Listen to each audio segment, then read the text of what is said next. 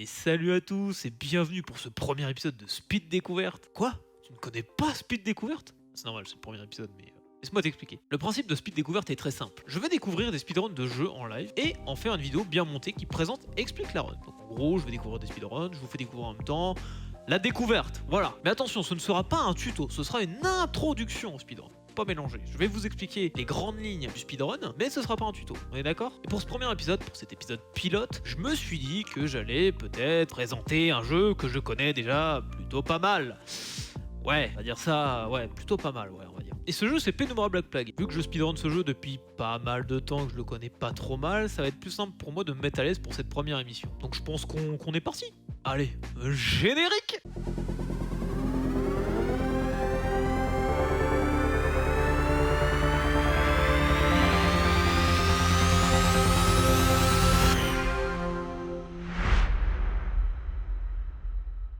Bon, avant de parler de speedrun, on va essayer de présenter rapidement le jeu dans ses grandes lignes, vite fait, qu'est-ce que c'est comme jeu, tout ça, tout ça. Penumbra Black Plague est sorti le 26 juin 2008 en France. Il a été développé par Frictional Games, qui est un studio indépendant de jeux vidéo suédois, qui a notamment fait les Soma et les Amnesia si vous connaissez. Et il a été édité par Paradox Interactive. C'est un jeu d'horreur à la première personne et le deuxième volet de la série de jeux vidéo épisodique Penumbra. L'aspect d'horreur et de survie du jeu consiste principalement à éviter divers ennemis qui cherchent à blesser ou à nuire de toute autre manière au protagoniste. Alors attention à ceux qui voudraient jouer au jeu de façon normale, classique, sans le speedrun, je vais parler de l'histoire du jeu, donc ça va spoil. Donc si vous voulez pas vous faire spoil, retrouvez-moi à ce timecode, allez à cet endroit-là de la vidéo, ok? C'est bon? Je peux continuer? Allez, moi je continue. Le personnage principal, Philippe, a trouvé un abri souterrain sous une mine. Les mineurs l'avaient construit pour explorer une tombe, mais ils ont libéré une entité qui transforme les êtres humains en mutants agressifs. Philippe se retrouve contaminé et développe une sorte de schizophrénie avec une autre personnalité indépendante nommée Clarence. Il trouve le cadavre de son père avec une note expliquant qu'une personne contaminée peut communiquer avec l'entité. Avec l'aide d'un médecin, qui sera tué par Philippe sous l'influence de Clarence, il trouve et fabrique un antidote. Mais Clarence quitte le corps de Philippe et tente de le tuer. Il sera sauvé par d'autres mutants, communiquera avec l'entité et prouvera que les êtres humains ne sont pas mauvais et égoïstes. Je pense pas que j'ai besoin de présenter plus le jeu que ça. On va tout de suite passer à l'aspect le plus intéressant, l'aspect speedrun, ce qui vous intéresse, c'est pour ça que vous êtes là je suppose. Et donc on va parler des catégories de speedrun qui existent sur ce jeu.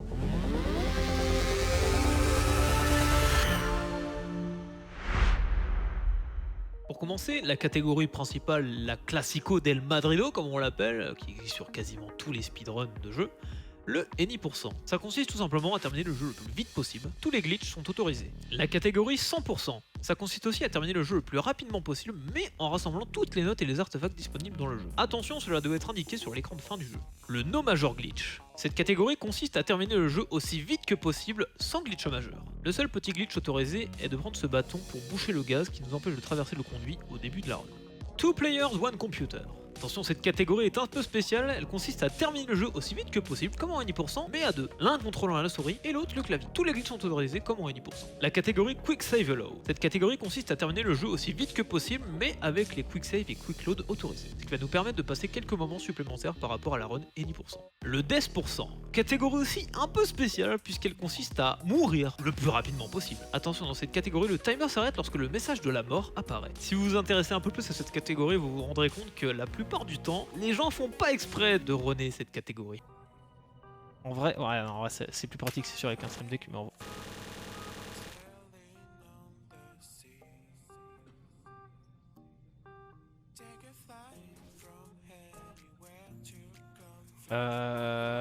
attendez, mais ça c'est une run Death% en fait.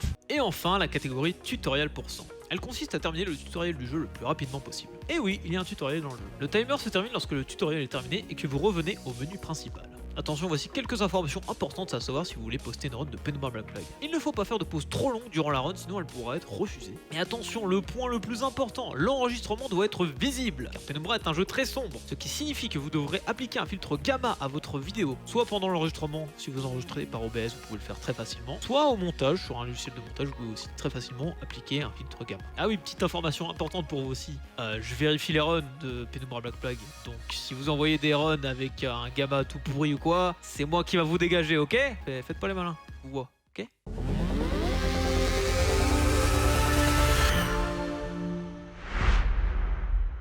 Penumbra Black Plague est le tout premier jeu que j'ai speedrun. Je l'ai découvert en 2016-2017 en regardant les streams de Link et j'étais captivé par la fluidité de la run. Et ça m'a donné envie d'essayer par moi-même. J'ai donc acheté le jeu en solde sur Steam à 1€ en juin 2017. Et j'ai testé 2-3 glitches, clips, mais sans plus. C'est à partir de novembre 2018 que je me suis vraiment mis à speedrun sérieusement le jeu. Par contre, le coup de Penumbra en solde sur Steam, faites-le, c'est très important, achetez-le. Et en plus, vous avez pas que Penumbra Black Plague pour ce prix-là, vous avez Penumbra Requiem et Penumbra Overture. 1 ou 2€, 3 jeux, ça va. Franchement, ça va. Maintenant, on va passer à un côté un peu plus technique. Je vais vous présenter les glitches et les bugs qu'on utilise dans la run. Attention, c'est pas un tuto, c'est une présentation. Je vais pas vous expliquer précisément comment on fait. Il y a des très bons tutos pour ça, je suis pas là pour ça. Je suis là pour vous introduire, vous présenter la run. Les déplacements. Il existe plusieurs moyens de se déplacer dans Penumbra. En timant bien vos sauts, vous allez pouvoir gagner de la vitesse. Par exemple, en allant tout droit et en timant bien vos sauts, vous allez plus vite qu'en marchant normalement. Mais vous allez encore plus vite si vous sautez en diagonale. C'est le type de déplacement que l'on va retrouver tout au long de la run. Il y a une autre technique qui consiste à monter sur un objet, à le prendre et à ne pas le lâcher, et à vous déplacer en sautant normalement ou en diagonale comme tout à l'heure, qui va nous permettre de voler. Très pratique sur certains passages de la run où nous devons atteindre des plateformes assez lointaines. Un autre déplacement un peu plus unique dans la run, puisqu'on ne l'utilise que dans le niveau de la cave pour le moment, c'est le fait de monter sur ce bidon, de le saisir, de ne pas le lâcher, et de faire la même technique que pour voler avec les autres objets, mais en scrollant la molette de votre souris vers le bas, ce qui va nous permettre de nous envoler beaucoup plus vite et beaucoup plus haut. Et enfin, dernière technique de déplacement ultime, le God Jump. Il va nous permettre de faire des très grands sauts au moment où une cinématique se déclenche. Si vous timez votre saut précisément quand une cinématique se déclenche, vous allez faire un très grand saut qui va vous permettre de gagner un peu plus de temps. Les clips.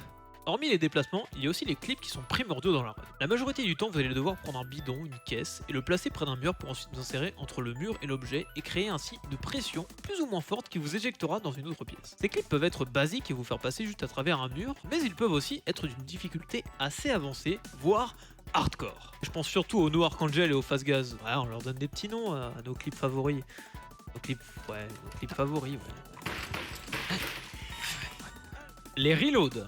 Avant 2019, les reloads de save n'étaient pas autorisés pendant la run. Il fallait faire une run one shot sans fail, sans mourir pour que la run soit valide. Ah, c'était plutôt dur, ouais. Mais depuis début 2019, nous avons trouvé une nouvelle technique qui nous facilite bien la run. Alors je vais pas vous expliquer la technique, mais je vais vous laisser des tutos en description que vous pourrez aller voir par vous-même et vous informer sur cette technique. Mais en gros, ça enlève l'effet de folie sur notre personnage vers le début de la run. Cet effet de folie bougeait la caméra de notre personnage tout seul, ce qui devenait très embêtant quand on devait réaliser nos différents clips. Et donc cette nouvelle technique nous a permis de créer une nouvelle route qui va beaucoup plus vite. Le problème, c'est qu'on allait beaucoup trop vite avec cette nouvelle route. Et donc à un moment de la run, le jeu se softlock. Le softlock, en gros, c'est un blocage complet du jeu. On ne peut plus avancer, la run est morte. Le seul moyen de résoudre le problème, c'est de reload la dernière save automatique créée par le jeu au moment où on rentre dans l'infirmerie. Donc depuis ce jour, nous sommes autorisés à reload les saves sur Penumbra, et ainsi la run est devenue beaucoup plus accessible pour les nouveaux et beaucoup moins frustrante. Le reload nous permet aussi de retirer l'espèce de voile blanc à certains endroits de la run, ce qui nous rend la run plus agréable.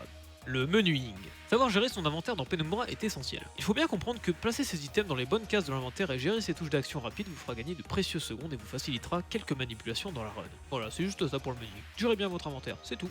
Autre. Ouais, enfin, c'est les trucs où je savais pas trop où les foutre. À un moment de la run, on doit faire passer un bidon à travers une porte. Le principe reste le même qu'un clip classique. Il suffit juste de créer une pression assez forte pour faire glisser le bidon à travers la porte. En général, quand le bidon glisse bien à travers la porte, on dit qu'il est bien beurré.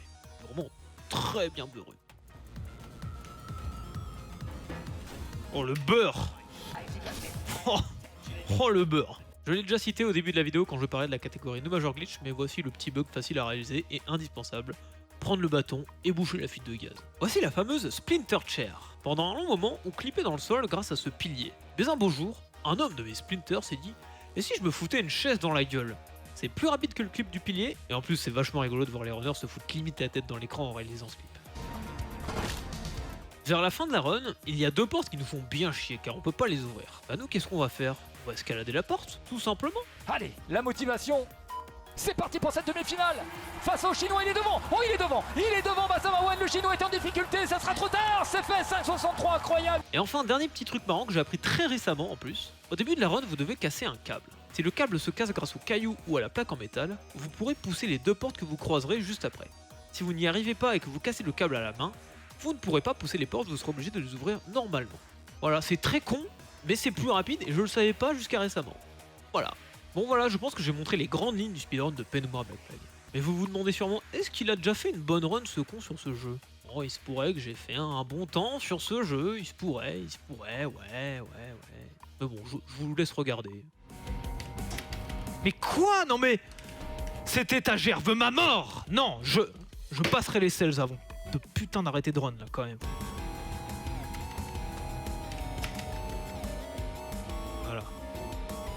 Prochaine fois que je meurs, j'arrête.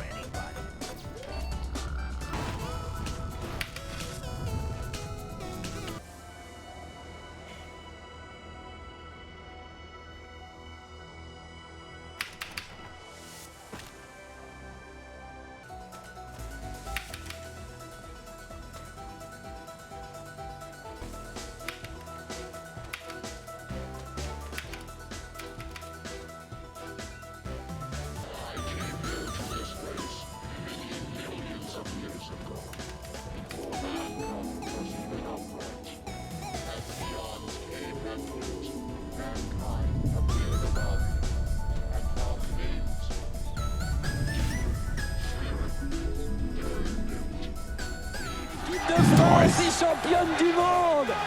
Vous le croyez ça? L'équipe de France est championne du monde en battant le Brésil 3-0. 2 buts de Zidane, 1 but de Petit. Je vous l'ai dit. Je crois qu'après avoir vu ça, on peut mourir tranquille. Enfin, le plus tard possible, bon. mais On va on pouvoir peut. travailler un Ah, peu c'est super. Quel pied. Ah, quel Yes. pied. Oh putain. Oh là là là là là. Bah, allez-y.